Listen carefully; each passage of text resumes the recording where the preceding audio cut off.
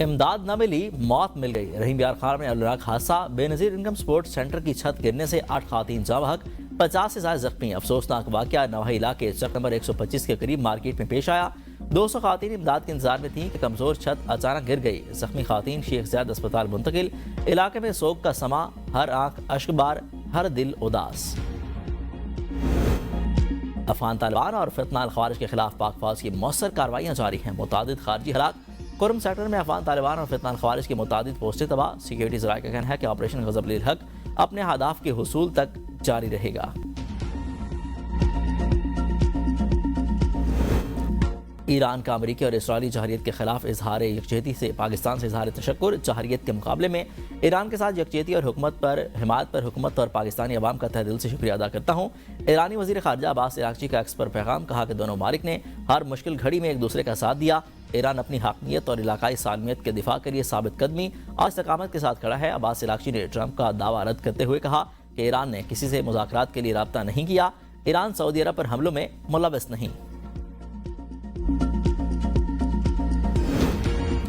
آبنائے ہرمز کھلوانے کے لیے ٹرمپ کی اپیل کام نہ آئی۔ جرمنی، برطانیہ، فرانس، جاپان اور آسٹریلیا کا آبنائے ہرمز کی حفاظت کے لیے اتحاد کا حصہ نہ بننے کا فیصلہ۔ چین نے خاموشی اختیار کر لی۔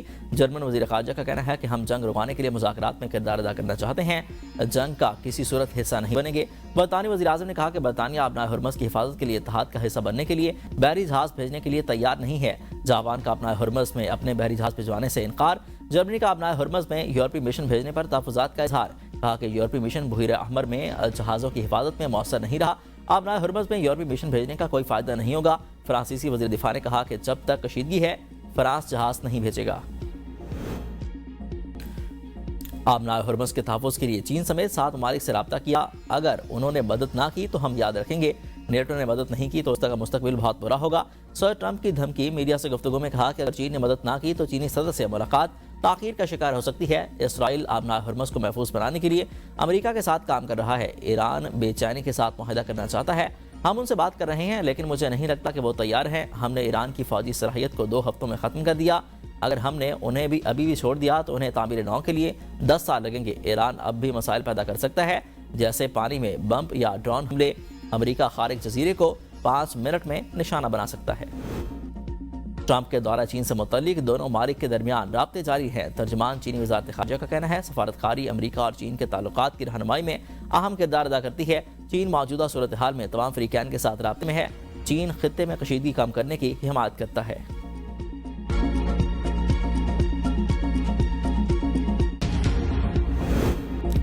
آبنائے ہرمز سے پاکستانی آئل ٹینکر کا کامیاب گزر۔ جنگی کشیدگی کے باوجود ایندھن کی سپلائی برقرار۔ بحری جہازوں کی ٹریکنگ کے مطابق پاکستان کا خام تیل سے لدا ٹینکر کراچی کامیابی سے آبنائے ہرمز عبور کر چکا ہے۔ بلومبرگ کی رپورٹ کے مطابق جہاز کو آپریشن محافظ البحر کے تحت سیکیورٹی فراہم کی جا رہی ہے۔ مشرق وسطیٰ میں جنگی کشیدگی کے باعث آبنائے ہرمز سے بحری آمد و رفت تقریباً معطل ہے۔ پیٹرول اور ڈیزل کی عالمی قیمتوں میں بڑا اضافہ۔ پاکستان میں پیٹرولیم سپلائی متاثر، ذخائر چند ہفتوں تک محدود۔ 14 اپریل کے بعد ملک میں LNG دستیاب نہیں ہوگی۔ پاور سیکٹر کی گیس ضرورت پوری کرنا دشوار۔ سینٹ کی قائمہ کمیٹی برائے پیٹرولیم کے اجلاس میں سیکرٹری پیٹرولیم نے بریفنگ دیتے ہوئے کہا کہ اس وقت ملک میں خام تیل کے ذخائر 11 دن، ڈیزل کے 21 دن، پیٹرول کے 27 دن، LPG کے 9 دن، جبکہ GP1 کے ذخائر 14 دنوں کے لیے موجود ہیں۔ SP ڈیزل کی عالمی قیمت $88 فی بیرل سے بڑھ کر $187 فی بیرل تک پہنچ گئی۔ پیٹرول کی قیمت $74 سے بڑھ کر $130 فی بیرل ہو چکی ہے۔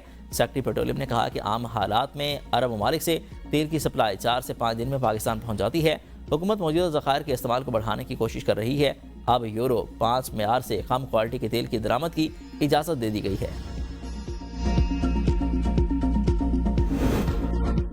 وفاقی حکومت کا کفایت شعاری پالیسی سے بچنے والی 23 ارب روپے کی سبسڈی دینے کا فیصلہ۔ سبسڈیز سائیکل اور رکشہ رکھنے والوں کو فراہم کی جائے گی۔ 30 ملین 2 ویلرز اور 3 ویلرز کو سبسڈی دی جائے گی۔ حکام کے مطابق سبسڈی بے نظیر انکم سپورٹ پروگرام ڈیٹا کے مطابق مستحقین کو دی جائے گی۔ اوگرا پیٹرولیم ڈویژن نے سبسڈی کے حوالے سے ورکنگ شروع کر دی ہے۔ ایران کے ساتھ جاری کشیدگی اور جنگ کے باعث عالمی منڈی میں تیل کی قیمتوں میں مزید اضافہ ریکارڈ۔ امریکی خام تیل کی قیمت میں 2% اضافے کے بعد $102 फी बैरल तक पहुंच गई। ब्रेंट ऑयल की कीमत $106 फी बैरल हो गई। अमरीकी ऑयल कंपनियों ने डोनाल्ड ट्रंप इंतजामिया को खबरदार किया है कि अगर सूरत हाल यही रही तो तवानाई का आलमी बहरान मजीद संगीन हो सकता है। अमरीकी वज़ीर तवानाई क्रिस राइट ने भी हाथ खड़े कर दिए, कहा कि आने वाले हफ्तों में तेल की कीमतें कम होने की कोई जमानत नहीं है।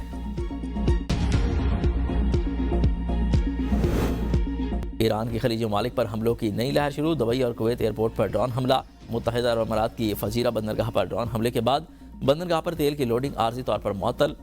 दुबई इंटरनेशनल एयरपोर्ट पर ड्रोन हमले से आग भड़क उठी। वाक़े में कोई जानी नुकसान नहीं हुआ। फ्लाइट ऑपरेशन आर्जी तौर पर मुअत्तल। कुवैती वजारत दिफा के मुताबिक एयरपोर्ट के रडार को नुकसान पहुंचा, कोई हलाकत नहीं हुई। 5 ड्रोन तबाह कर दिए गए। कुवैत में ताली फौज के अड्डे पर भी ड्रोन हमला, कोई नुकसान नहीं हुआ। अमाराती वजारत दिफा के मुताबिक इतवार को 4 बैलिस्टिक मिसाइल और 6 ड्रोन को रोका। 28 फरवरी से अब तक 298 बैलिस्टिक, 15 क्रूज मिसाइल और 1600 ड्रोन हमलों को नाकाम बना गया। सऊदी अरब ने रात से अब तक 60 से ज्यादा ड्रोन मार गिराए हैं।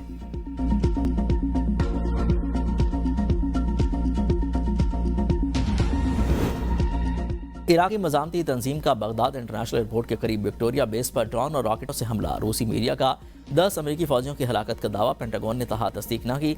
हमले के बाद अमरीकी वज़ीर ख़ारजा मार्को रूबियो के लबो लहजे में तल्खी आ गई। कहा कि ईरान और इत्तेहादी आग के साथ खेल रहे हैं। अमरीका हर ऑप्शन इस्तेमाल करेगा। वाशिंगटन खित्ते में जारी खतरात से निपटने में संजीदगी दिखाएगा।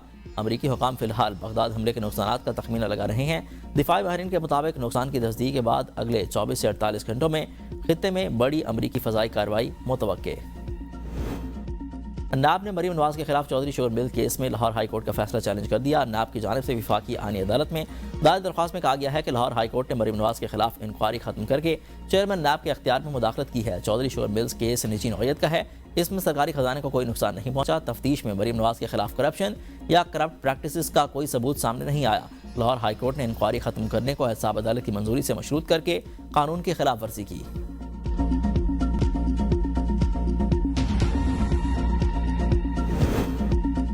पीटीआई रहनुमाओं की सजा के खिलाफ अपीलें मुकर्रर करने के लिए चीफ जस्टिस पाकिस्तान से अपील। डॉक्टर यास्मीन राशिद, उमर सरफराज चीमा, मियां महमूद रशीद और एजाज चौधरी की जानिब से लिखे गए खत में हम पाकिस्तान के कानून का एहतराम करने वाले शहरी हैं। हमें हमारे कानूनी और आईनी हक से महरूम रखा जा रहा है। हम गुज़िश्ता 34 माह से जेलों में कैद हैं। सजाओं के खिलाफ अपीलें दायर की मगर 8 माह से सुनवाई नहीं हो रही।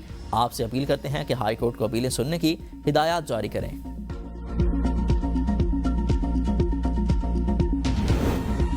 सिंध हुकूमत का सिविल अस्पताल कराची को बेहतरीन और जदीद तरीन बनाने का फैसला। वज़ीर आला सिंध सैयद मुराद अली शाह ने इजलास से खिताब में कहा कि सिविल अस्पताल कराची के 100 रुपये मुख्तस किए गए हैं। कराची में सेहत के निज़ाम को बेहतर बनाने के लिए ये एक बड़ा कदम उठाया है। अस्पताल को आलमी मेयार के तिबी मराकज़ में तब्दील करने का मंसूबा है। मंसूबे के तहत अब्दुस्तार ईदी मेडिकल टावर की तामीर फौरी शुरू होगी। अस्पताल में मौजूद 2142 बिस्तरों पर मुश्तमिल 500 बिस्तरों का इजाफा किया जाएगा।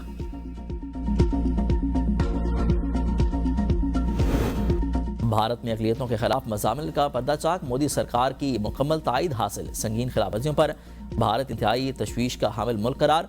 अमरीकी कमीशन बराए बैनुल-अक़वामी मज़हबी आज़ादी की रिपोर्ट मंजर आम पर आ गई। RSS और रॉ के असासे मुंजमद और अमरीकी दाखिले पर पाबंदी की सिफारिश। रिपोर्ट में कहा गया है कि भारत में मज़हबी आज़ादी का बहरान मरकज़ी आलमी सफारती मसला है। रियासती पॉलिसियाँ अक़लियतों के लिए ख़तरनाक माहौल पैदा कर रही हैं। रिपोर्ट में मज़ीद कहा गया कि हिंदू इंतहा पसंद हजूम मुसलमानों और ईसाइयों पर हमले करते हैं। रियासती इदारे मुजरिमाना खामोशी इख्तियार किए रखते हैं।